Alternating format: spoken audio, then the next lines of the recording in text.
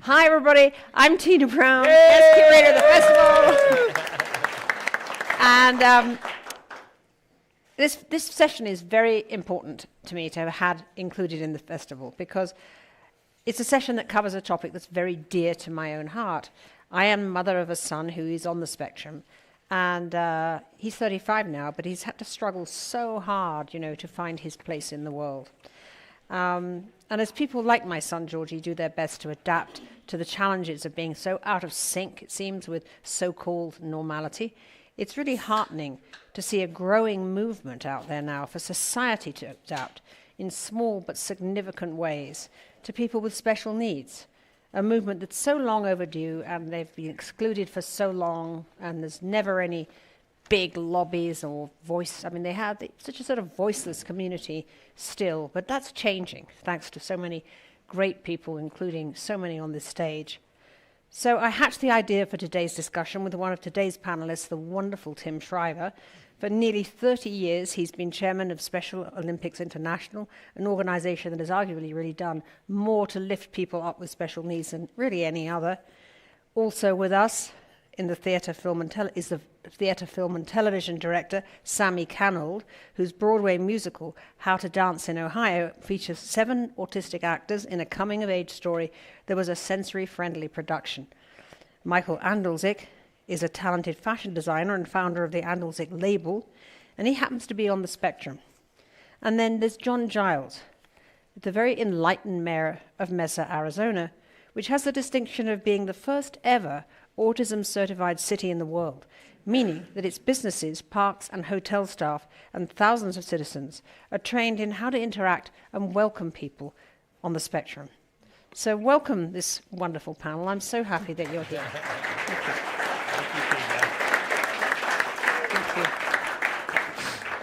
Thank you. Thank you so much, Tina.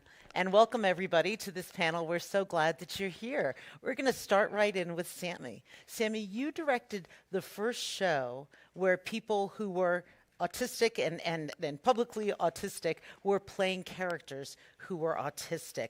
What was that experience like? The experience was incredible, honestly. I worked on the show for 3.5 years before it came to Broadway, but before that, it was in development for 3 years prior to that. And what was so important to the team, started by the writers, and then the rest of us sort of came on board after, was that the show was equal parts a work of art and a work of advocacy. And I think that so often in the Broadway community, in the theater community, the arts community, we have the opportunity to make art that is engaging to people, that is entertaining. And I think that art, for me, is most meaningful when it also has an impact element. And How to Dance in Ohio was such a clear impact element for me. When I was asked to work on it, my brother is autistic, and it was such a no-brainer that I was like, it's wild to me that this hasn't already happened. And I felt so fortunate to be in the position to help make it happen. And we ended up, when we went to Broadway, we had 12 autistic actors in the show. 7 of them performed every night. And the show, was about autism, was about individuals who are autistic, but it was more than that in terms of a piece of advocacy. It was meant to be advocacy both in subject matter, but also in terms of how the show itself was created and how it was delivered to patrons. So our rehearsal process was centered around accessibility, and how folks were getting into the theater was centered around accessibility. So we definitely did not do everything right. It was the start of a conversation that we were so fortunate to be part of, but I'm really grateful to have been part of that experience and excited to do more of it. Great, and we actually have a video of your performance, so let's take a look. Hi! Welcome! We are going to do a show for you. There is music in it, and dancing, of course. The show is based on things that actually happened, but parts have been embellished for dramatic purposes. You have to spice things up in Ohio. There is this saying, if you've met one autistic person, you have met one autistic person. You are now meeting 7 autistic people.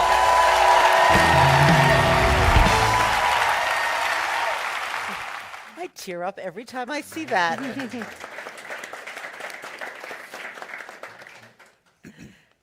John, I would love to ask you about being an autism certified city. Mesa, Arizona, where you're the mayor, is the first one. What exactly does that mean? Sure. Well, thank you. I'm proud to tell the story. We're not an autism-friendly city. We are an autism-certified city, meaning we really wanted to raise the bar and create a standard that would say to the world that this is something we need to embrace and take seriously. This was the brainchild of the director of our Convention and Visitors Bureau, who has a young child on the spectrum. And he, of course, like many of you, is painfully aware of the stress of traveling, right? But compound that with the stress of traveling with a family member who's on the spectrum.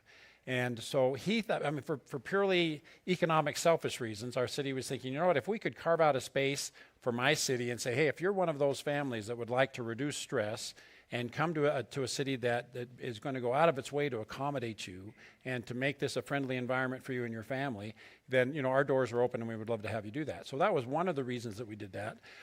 I would say probably the more important reason is that as a result of going through that process, we become a much better place to live as a community. Mesa is a city of over 500,000 people, and many of whom are on the spectrum. So when we adjusted our outward-facing employees, our parks folks, our libraries and museums, our public safety people, and gave them over 5,000 people in our organization were given this special training. Just imagine the level of service, how that improved in our community for both visitors but also for members of our community. And let's watch a video about how that effort is going.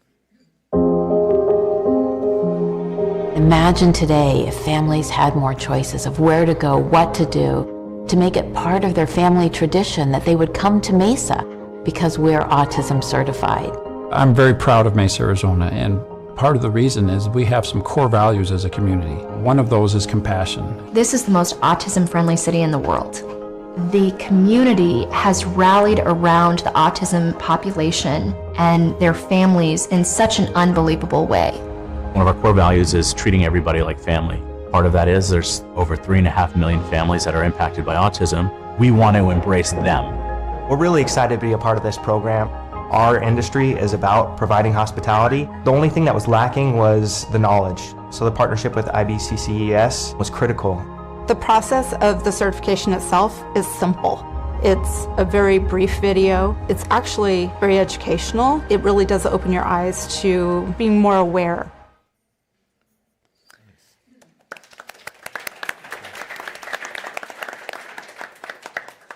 And Michael, you started a fashion line at a very young age, and you can tell you're doing well just by looking at you. And we have a video, a PBS video about your fashion line. So let's take a look at that. I have to like the feel of the fabric, the hand of it, the weight of it, and also not be bothered by a scent. Raw silk, to me, has a very potent odor that throws me off so much I can't work with it. It's too distracting. Stretch knits, for example, oh heavens, you know, I don't like working with things that are going to move on their own, you know, while I'm trying to work with them. For many people on the autism spectrum, we have sensitivities to touch and sight and sound and taste. That plays a part in choosing fabrics and materials, but I'd say mostly it's just what I think is going to be pretty.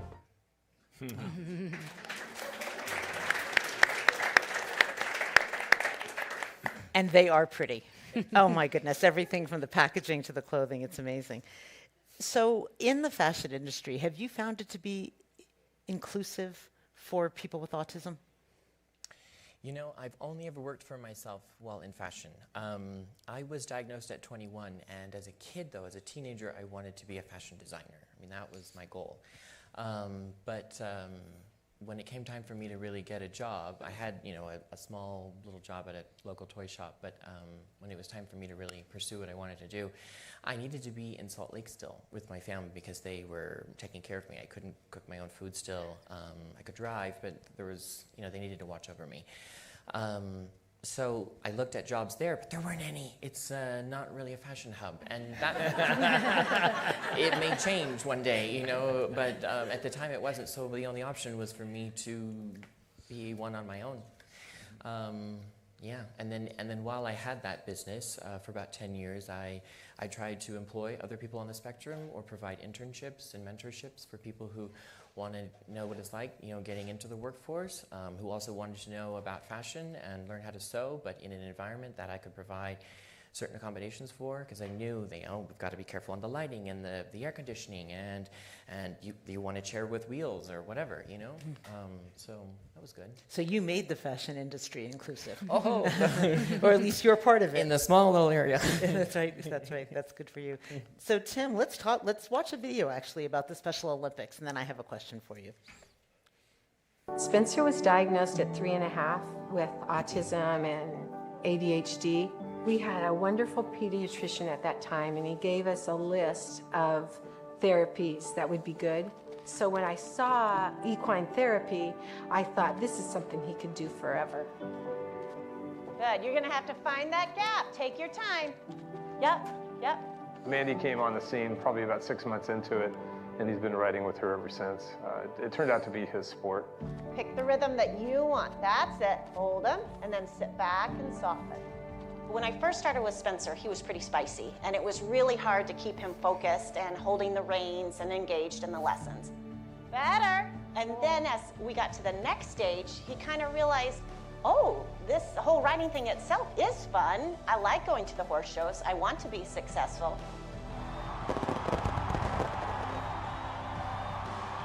There's like 40,000 people around me. And so we walked through, they gave us high fives, and then they were saying, Team USA, Team USA. And when I heard that, I was very happy and excited. It was just such a proud moment to come this far and see him, just shine. Winning those gold medals was like something I never would have expected. My mom was very proud of me. That's something I'll never forget. Oh, so wonderful. Tim, you've been with the Special Olympics for more than 25 years, which makes you a veteran in neurodiversity among this group. Do you feel, having this sort of long view, is neurodiversity valued more than when you first started doing this? Well, I think all we have to do is just look around the room. We're at the Aspen Ideas Festival, the most prominent gathering of wealth, power, economic influence, academic, social, cultural influence. And here we are in this room with a curator, I don't want to go too far overboard, with a curator who puts this issue at the center of the most influential convening in the world. That was unthinkable 5, 10, 20 years ago. And the fact that you're all in this room, it's not just that we're up here or that Tina asked us, but that you could be next door listening to people that have 50 and 60 and $100 billion to spend, and you could be in there thinking about how you're going to get it, or I don't mean for you to run for the doors, but it's an enormous shift. I don't want to be overly broad in characterizing this, but a lot of the early discussions around autism were around the scourge, the plague of autism, the adversity that parents face, the urgency of needing a cure. How do we eliminate this? Why is it happening? Who's causing it? Who's the culprit? What you might loosely call the medical model, the deficit model. Everything's wrong. Anybody that's different, wrong, wrong, wrong. How do we fix? How do we intervene? And today we have obviously still a great interest in medicine and understanding the particularities of what the spectrum involves. But we have this social model where all these discussions are around adapting the world to the needs of people who are diverse. And we have even the word neurodiversity, which is, I'm guessing I heard for the first time maybe 10 years ago, maybe a little bit more. But who's not neurodiverse in this room, right? So it's an automatic equalizer. It's an automatic equalizer. I remember I was talking to a mom about 10 years ago, and we were talking about, she was a big philanthropist in this space, and I was asking her about what she thought we ought to be doing in the Special Olympics movement. We have millions of people involved around the world.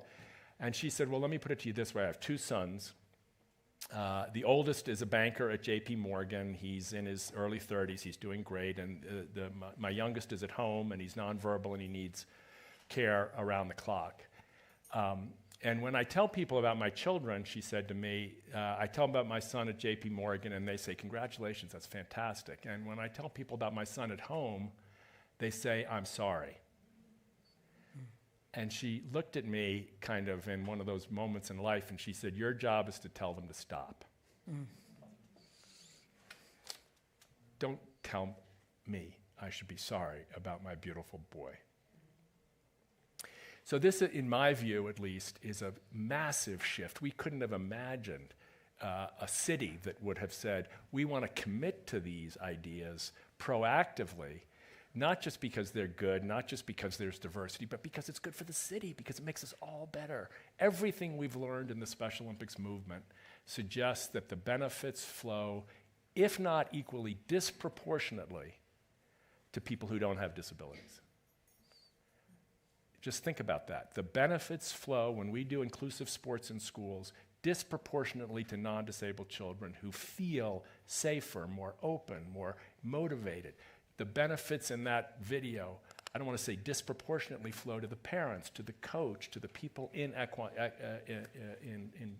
horse-related equine sports. So I think we're at a precipice of a really quite dramatic shift, and one of the things that I think is really important, maybe it's my age, but is to actually be excited about the shift. A lot of times when we see social problems, we bemoan the lack of progress, and we need more progress. We bemoan the failures of past generations, and we should be disappointed by them. But we should also celebrate the shifts and the changes. And for me, just sitting here and listening is a chance to go, oh my God. Look at how far we've come, and to build on that progress with a relentless desire to continue. Things are not the way they should be, there's no question about that, but when we build on the strengths of what we see in a room like this, I think we have the potential to do even more. Amen. John, please. John, when you're training the hospitality workers in your city and the police and the firefighters, do you try to emphasize that, what people with autism bring to the city rather than the deficit model that Tim referred to? Absolutely. I think what Tim said really resonated. In addition to being in a city, we're a major employer. We have over 4,000 employees, and I think our mindset has absolutely shifted as far as recognize. I love the quote, when you've met one autistic person, you've met one autistic person, right? So you can't just speak in broad generalities, but there are a lot of wonderfully talented neurodiverse people that have sharpened skills, beyond the average person that can contribute tremendously to organizations like mine. So yes, but this training is really critical to raise awareness, and particularly for like city employees, the hospitality industry in particular. That's where we're marketing this. So in addition to the training that those employees receive, there's also, I don't know if you guys are familiar with the sunflower lanyard movement. That's not just in my city, but really worldwide, I think. So whenever you see a person wearing a lanyard that has the sunflowers on it, you know that this is likely someone that's neurodiverse, and it just helps you set your expectations, as to how you ought to best interact with them. And so that's the point of the training. For our public safety employees in particular, you can imagine, we've had some horrible experiences with sending public safety people into situations with neurodiverse people, and they didn't know, what the lay of the land was, and they held them to a different norm than they should have. And so it's critically important for police officers and firefighters to understand the differences.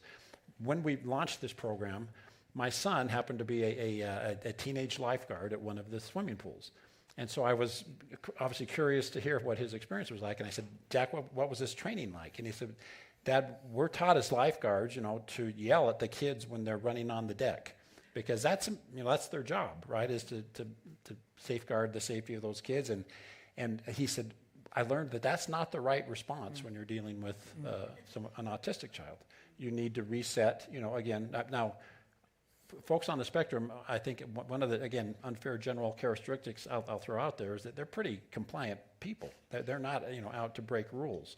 But you have to be sensitive, to how you set their expectations, and they don't like to be surprised. They don't like, they want to come in with knowing what the sensory, they don't want to be exposed to sensory overloads. So again, when the public, and particularly the hospitality industry, public safety industry, is informed of what those characteristics are, they're going to be able to really raise the level of service and make it for a much more accommodating community.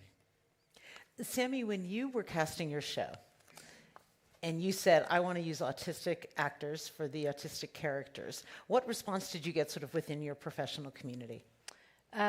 So this was about 3 years ago when we started our casting process. And the immediate response we got from almost everybody was, you're not going to find who you're looking for. There was this assumption that there weren't autistic folks interested in musical theater. There weren't autistic folks who had the level of training as singers. And we were really bullish, but we didn't know. And so we went into a global talent search. We went, to multiple countries and virtually auditioned folks as well. And not only were we able to find a wonderful group of 7 people to anchor the show, but we could have cast the show 4 times over. The talent was incredible. And then when we went to Broadway, we auditioned again, and because the show had sort of reached more people, we could have then cast it 6, 7 times over. And I think that it speaks to a lot of the assumptions that are made about what autistic or disabled individuals can or cannot do. And one of the things that I heard time and time again from my company was, don't make assumptions about what I can and cannot do, as you heard in the video and as you referenced. If you've met one autistic person, you've met one autistic person. But in addition to that, I think that the thing that we were so excited to learn was that I have never had a theatrical process that I have found to be more pleasant. And this company of performers, and also we had autistic folks working on the creative team as well, were so amazingly suited for the work of making a Broadway musical, and here's why. What our actors have said to us time and again is, we as autistic individuals are trained in life to follow scripts. You're trained to say, hi, how are you? Thanks, I'm fine. Right? Autistic individuals learn scripts, by and large, learn scripts like that to be able to go about their days. So when I hand them a script and say, here's your script for what you say on stage, they're like, no problem. I do this every day. So they learn their lines faster than any actors I've ever worked with. They follow direction better than any actors I've ever worked with.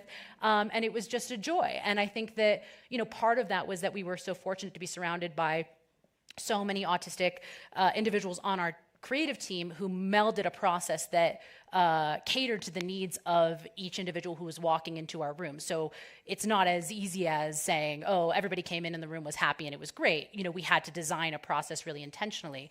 But once that work was done, the room was a really happy one. And I'm very grateful to have witnessed that, because I think that not only when I work with autistic individuals again, will it erode all of the assumptions that I think a lot of folks, myself included, brought into the room.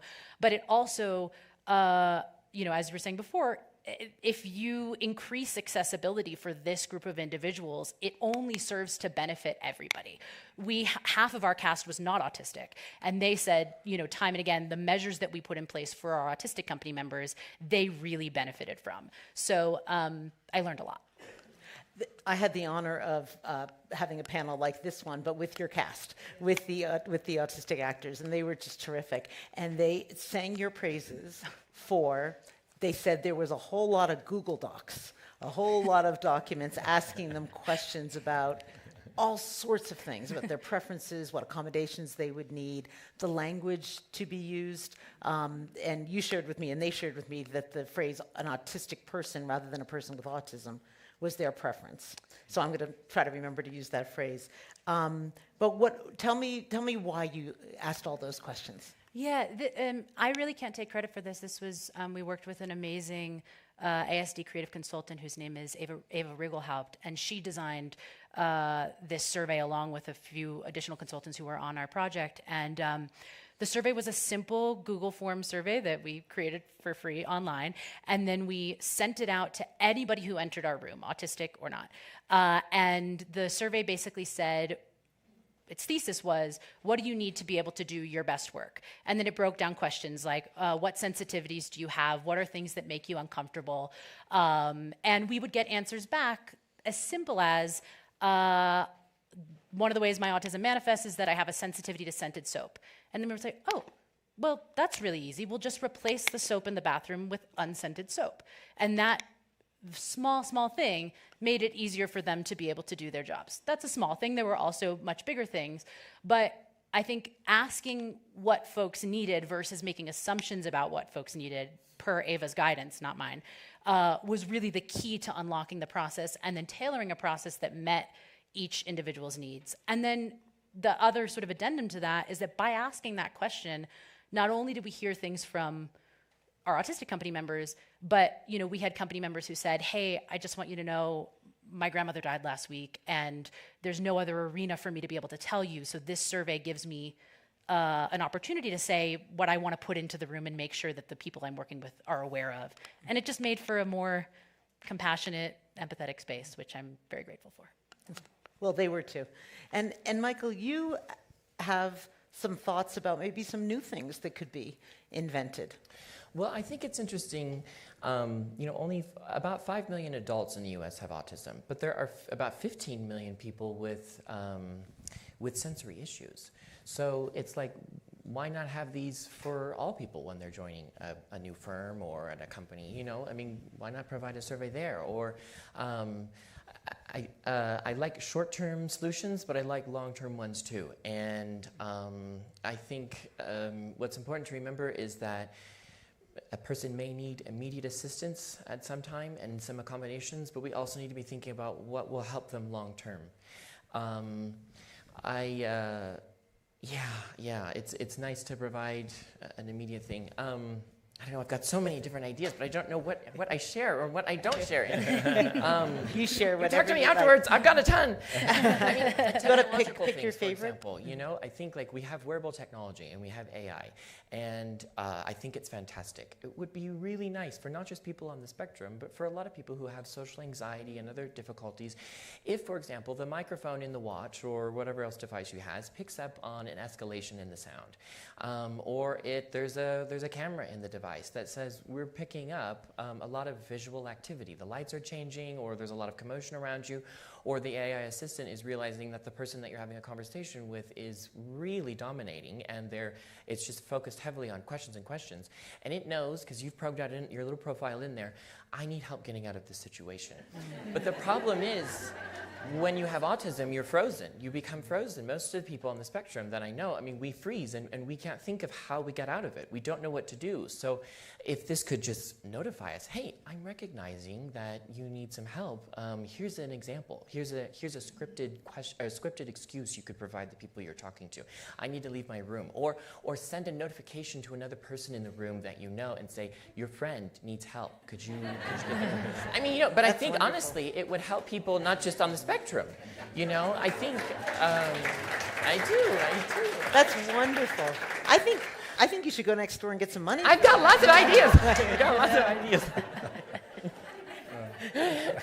You're excused if you. We'll understand. That's really wonderful. That is a really wonderful idea. Thank you for letting me be here. Also, really, it's our honor. I've been invited, and obviously this is close to me, right? And I don't talk about it every day. I'm at a point in my life where I no longer. It doesn't matter if I work with silk or fragrances, that bother me. It took a significant amount of time to get to this point. It's a very arduous task, but there's room for growth for all people on the spectrum. It's going to be different, but with a lot of help and patience, I was able to do it, and it'll keep going. And so for me to have a chance to talk about it, though, it feels nice, because I don't every day. Thank you.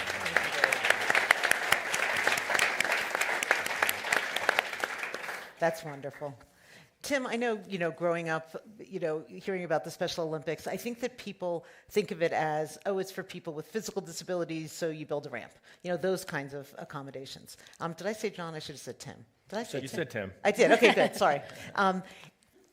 Can you talk about the sort of the accommodations and what the Special Olympics does for participants who are neurodiverse?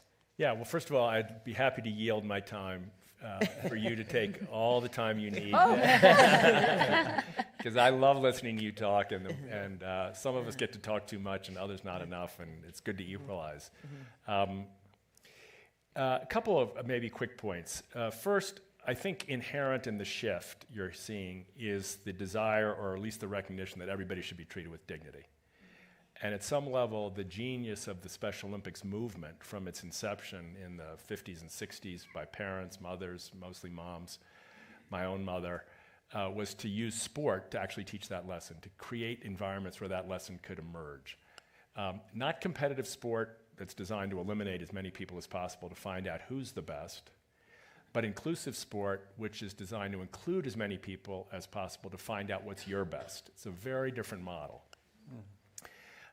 When you invite coaches who are used to teaching people basketball or swimming or other things like that, and train them in the idea that sport is an experience of relationship, of trust, sometimes it's a physical exertion, training, sometimes it's got degrees of nutrition and fitness, sometimes it has a lot of requirements for tolerance of noise and tolerance of confusion and these kinds of things. When you equip an entire volunteer force, we have over 1 million volunteers around the world, and their training is exactly to adapt the sport to the needs of the child or the adult, as the case may be.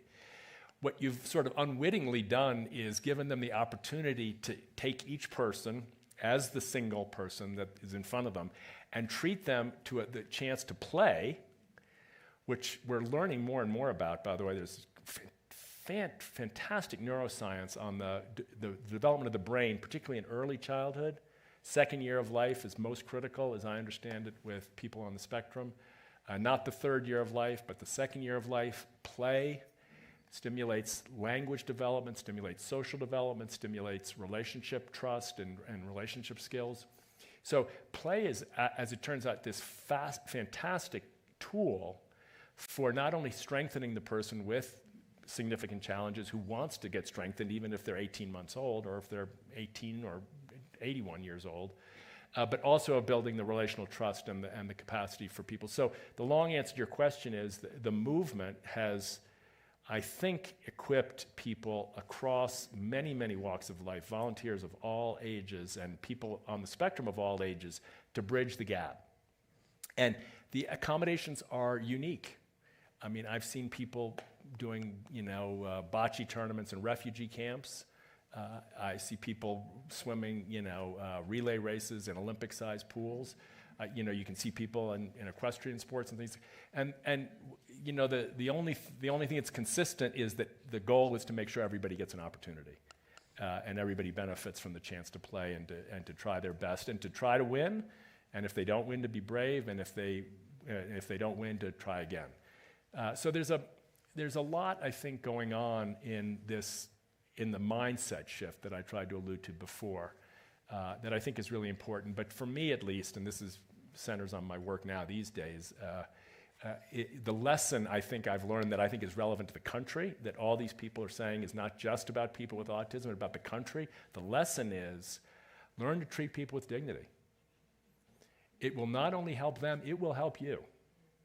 And when you treat people with contempt, when you put up walls, when you say you're not good enough, you don't have value, you don't have intelligence, you don't have worth, all these kinds of things, it will damage their lives, maybe irreparably, but it will also damage yours. Because you will be a walled-in person, right? I'll just tell one last quick story on this. I was in a school about 6 weeks ago. I was visiting to look at the social emotional learning programs, which are now, thank God, all over the country. And I was doing an observation, and they had 4 fifth graders there, and each fifth grader was tasked to tell us something about what they've learned and how they've learned to. One kid says, "I've learned to be perseverance when I play sports." Another kid says, "I've learned empathy, and I listen to my friends' feeling." Another person says, "I learned to listen. I try to listen more when I talk to my friends." And the last kid in the end says, he sort of takes a deep breath, and he says, "I just want to say there's one word that makes me mad." There was like a long pause. The teacher was a little uncomfortable. And he says, "I can't remember what it is." And no, he says, "I know what it is. It's autism." That word makes me mad. and that word makes me sad. And he goes, but it's okay to be mad, and it's okay to be sad. He says, it's not okay to throw a chair. When I'm mad and when I'm sad, I want a hug. So I'm thinking to myself, first of all, this kid is in the world of social emotional learning, which is the world I come out of by training, he's a genius. I mean, that sequence is social and emotional genius. And I'm not saying that to be nice, I'm saying that because if you could show all the pivots that young man makes in 5th grade, if any of us were capable of that, we'd be proud of ourselves. Mm-hmm. It's genius, number one. But number two is his influence on the other kids. I'm going to keep harping on this. The reason you want that AI tool is maybe to help someone on the spectrum, but that AI tool will help everybody. Well, that's what I said. Yeah. I think it's everybody. Yeah. Okay, that's my cue to shut up. I don't mean that at all. No, it's okay. You're right. So it sounds like that is a part of your vision. Yes, let's get everybody, because we all have things, I mean, it's so interesting. I talk with a lot of people who, I speak with a lot of families, and I like to speak with the families too, because when I may have it, but my whole family has to deal with it too. I mean, as a caregiver, it's part of your life, and it affects when you go to the restaurant or all this stuff, we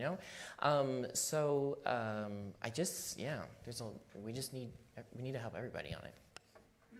And John, that makes me think when your city went about training like thousands and thousands of people, right, to really sort of change the way they thought about neurodiversity. What kind of response did you get when you tried to change that paradigm? Unilaterally positive.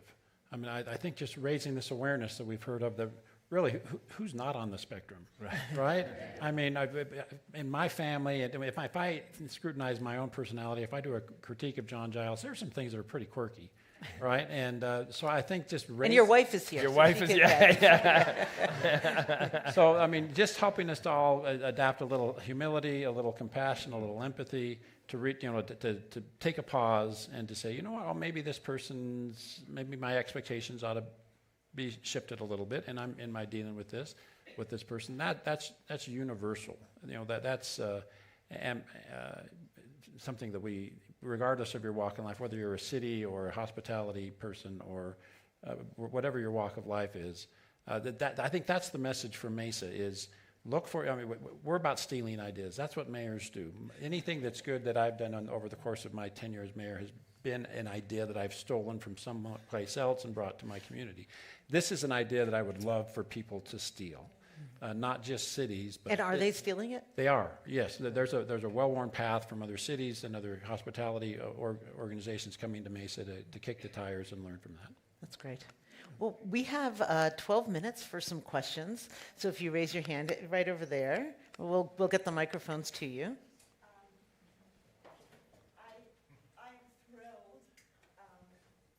On? Yeah. I am thrilled, as Tim said, to see this panel, and I could tear up because I am. I have a 27-year-old son on the spectrum, and I'm going to give you two perspectives that are not on this panel. Human resources in corporate America and academia. Academia is rocking it. My 27-year-old son, there was an essay on diversity, and it says in parentheses, gender, race, and he comes out and says, I was diagnosed at 3 years old with Asperger's syndrome disorder, which is no longer in the DSM-5, it's autism, but I was diagnosed. And he goes on in this essay to say, I have succeeded because of my autism, not in spite of it. And he got into all four graduate schools that he applied to, Georgetown, Johns Hopkins, Tufts, and American, for a master's in foreign affairs. Wow. And his area he knew at 12 years old that he wanted to be a Russian expert. So he's fluent in Russian. He worked in that area for the last 3 years. Now this is HR. He was promoted. So he worked before the war. He worked to help companies. He worked to do business in Russia. Now he was helping companies get their assets out of Russia, all fluent in Russian, the whole thing. So he gets a couple of promotions, and his last, he was not promoted for the third time with the class of people he came in, and every single reason focused on his neurodiversity challenges. You're not collaborative, you're not this, you're not that. And he was so upset, and I couldn't help him. I helped him try to see the point of HR, but I would love this information and panel and HR in corporate America. And I love the idea of a survey, and my son said that. He goes, well, why couldn't they, I was a little nervous to self-disclose. Why couldn't they do a survey, to better understand me, And anyway, so thank you, everything. And I just want to give a plug for Challenge Aspen, if anybody here knows about it. My husband, it's an organization in the Valley. It's nonprofit. When my son Lee was 5, he was throwing poles at he was kicked out of ski school. They gave us a private instructor for $200 a day. And my son is an expert skier, and that is the one sport he does, and the pride and joy it gives him. And this organization, Challenge Aspen, teaches neurodiverse and physically diverse people how to do skiing. Thank you. Thank you so much for that. Let's see. Good. All right, I'm going to throw a little bit of a not happy topic because I want your advice. So I come from a state where Moms for Liberty are very strong. And they are trying to get rid of social emotional learning in all aspects. And so when you look at the benefits, you look at the opportunities, how do you combat that narrow view of SEL? So we could spend a little time on this afterwards because I've got actually quite a lot of experience working with Moms for Liberty. And the short answer is we've reached out to many members of Moms of Liberty and shown them curriculum and shown them lesson plans, shown them kids learning how to self-regulate, learning how to listen to other people, learning how to develop purpose in their lives. And they're like, oh my God, we didn't know it was this.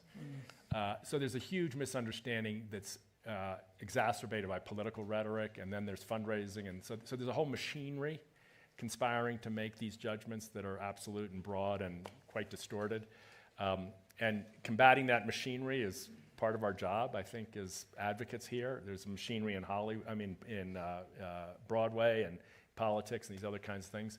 So we just have to be very vigilant about what it takes to disintermediate the escalating antipathy and antagonisms that sometimes creep into all of our systems.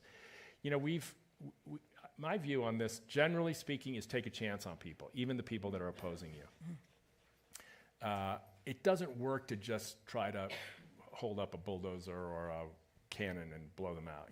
We're just not going to win that way. Maybe it's what I've learned from the Special Olympics, but we've developed these frameworks for inclusive mindsets. I'll ask Tammy maybe to leave them in the back of the room at the end. But trying to figure out inclusive mindsets is a dimension of a social emotional learning curriculum. We teach empathy and cognitive perspective taking and moral courage and valuing dignity of people. If you show that to Moms for Liberty, I almost guarantee you, if it were in a de-escalated environment, they'd say we want to do that. Now, I'm not saying that solves all the political problems, but I think we're in desperate need of dialogue across some of these big boundaries, and that's a good one. So can I add on to that? Because I think maybe I have an answer, and it's because of what your brother does. Best Buddies. It's been amazing because it's an organic way to bring it into schools and not kind of like create the ways of I don't know, it doesn't become an explicit conversation, it just becomes an added part of a school environment, and that has been an incredible asset to the Aspen schools lately, and Challenge Aspen does amazing stuff, Ascendigo does amazing stuff. what I really wanted to know, and Mike, you came up with this, I mean, I love that AI watch idea. I have a kid on the spectrum, and he's a very high functioning, he's going to be the wolf on Wall Street. That's who he wants to be in life. And so he's on his way to University of Arizona for that.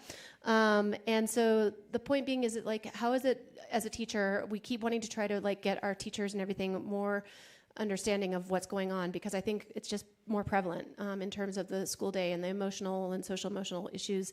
So, your situation's so different, and yet it all comes down to the same thing of making kids feel a part of an environment, a community, everything that we need them to be healthy, the person, the place, and the purpose. So, I think almost from an organic place, but how is it that we can get it in front of HR, and how do we get it in front of teachers a little bit more explicitly? John, do you have any thoughts on that? Well, I love Tim's advice of not adopting a confrontational response. So that organization came to my city as well and held a meeting, and our school board has been very much under attack for reasons that have nothing to do with what's going on in our school district. Right. So I think, again, taking this non-confrontational approach, imagine if most of those folks, I think, if you really sit down and walk a mile with them, that's kind of inconsistent, isn't it? But if you spend some time with them, their hearts are not altogether in the wrong place. And so I think they come at this from a place of ignorance. I think if they were in this room, if they heard these examples, they would be persuaded. So I think we need to ask them a lot of questions, help them evolve to get to a place where they realize that their children, probably more than anyone in the school, would benefit from those programs. I would also just add to that I think a lot of what I've learned from the autistic performers that I was working with and artists that I was working with was that in many advocacy circles, for whatever reason, advocacy has in many cases taken place without autistic individuals at the table.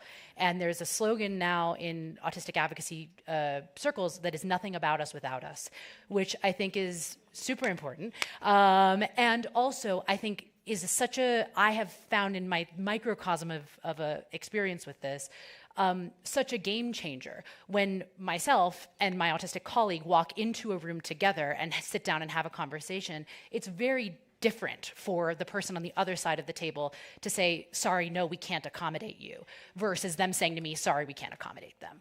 So it's a different, and I would say that, I'm being Gen Z, but I would say there are incredible content creators, autistic content creators on TikTok, on Instagram, and I think that so often, we go to follow, we read books or we look for information in different places, but I think a lot of autistic individuals are writing books, a lot of them are putting out content, so it's following Michael, it's following, these influencers with millions of followers on TikTok and Instagram to get your information, in addition to getting it from organizations from autistic folks directly.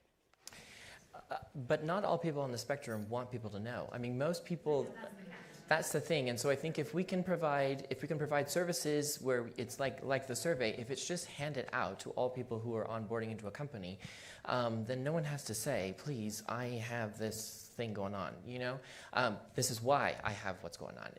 Because people don't want to disclose. A lot of people don't. I mean, most people I speak to, they actually don't. Yeah. I know when I think about the person who's so good at that, she doesn't want to disclose. No. So it's what can we do to provide, create an environment where that they don't feel that they have to even say it. They can. Yeah. Anyway. I think we have time for one more quick question. Oh, no, we don't. Okay. Sorry, I so wanted to. But please come on up and say hi and follow up with anything we didn't get to. Thank you so much, all four of you. Thank you. I love what you're doing.